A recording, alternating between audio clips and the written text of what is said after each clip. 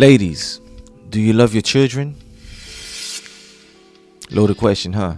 I'm sure many of you are saying, "Yeah, I love my children. Why wouldn't I love my children?" Well, do you love your children enough to keep their fathers in their lives? For many of you, yeah, that's not a problem. And for others, you keep your children from their fathers' lives as punishment to the father. Which is why I asked, do you love your children? And the reason why I ask is because, do you know that 90% of inmates comes from fatherless homes? And about 80% of runaways come from fatherless homes. These statistics says one thing, that fathers are important in a child's life. Look, I understand that there are some deadbeat dads. There are some. But I can tell you now, I'm 42 years old, even though I don't look like it. I know many fathers, many dads. Many of them are on child support. But I can tell you this, I've yet to come across a deadbeat dad or a father who refuses to play a part in their child's life. Now, I've come across fathers where the mother kept them away from their child. I've come across many of that. And each of these fathers, they wish they could be in their child's life. And for these mothers who prevent the fathers who actually wants to be in their child's life, do you really love your children? Because by preventing the father of these children to be in their lives, you're pretty much contributing or participating in the prison system. So, fatherless homes is good for the prison system. It's good business. From a capitalistic perspective, it is great business. The child support makes a hell of a lot of money, because you don't keep every single dime that is taken from his check. A good percentage of that goes to the child support system.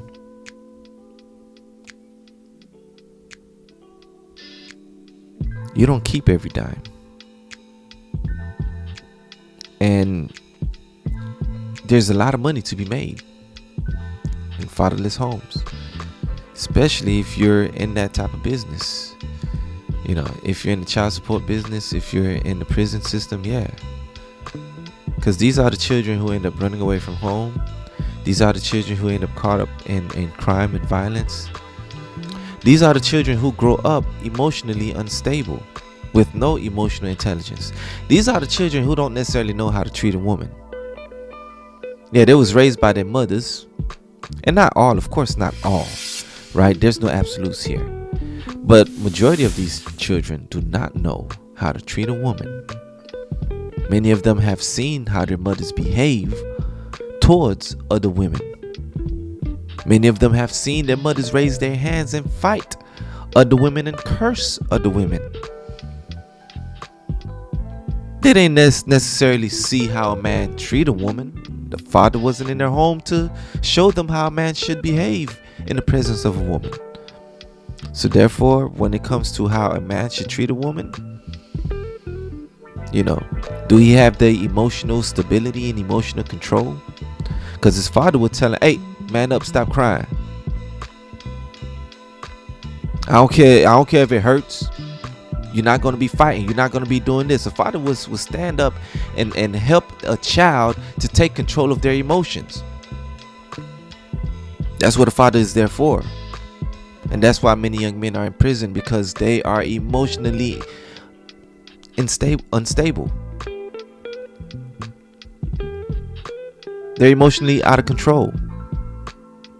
So a lot of the behaviors that you see, a lot of the reasons why, and that's one thing that is one reason why fathers should be in the lives of their children. They definitely help with their emotional maturity. Because as men, there's one thing that we learn. We know that life is tough, life is hard, and we have to somehow accept it, toughen up, and keep moving, keep building, keep providing, no matter how hard it gets. We cannot bitch and moan about it. We cannot cry about it. I mean, you want to be in your feelings, but it doesn't help society to move forward if we're still in our feelings. So women, do you love your children enough to keep their fathers in their lives? Unless you want your child to be a statistic, that's a risk you take when you prevent the father from seeing their child, from participating, not just seeing, but being an active father. You don't have to get along with him, but think about these children first, because they did not ask to come here.